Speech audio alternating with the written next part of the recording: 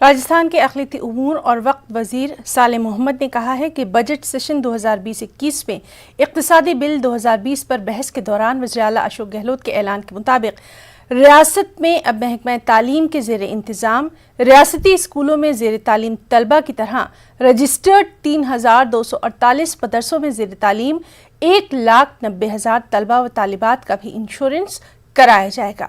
اب کسی حادثے کی صورت میں student safety accident insurance scheme کے قواعد کے مطابق ان بچوں کے اہل خانہ کو مالی مدد ملے گی۔ اقلیتی امور کے وزیر صالح محمد نے گزشتہ سال کہا تھا کہ ضلع بوندی کے ہندولی قصبے کے مدرسوں میں تعلیم حاصل کرنے والے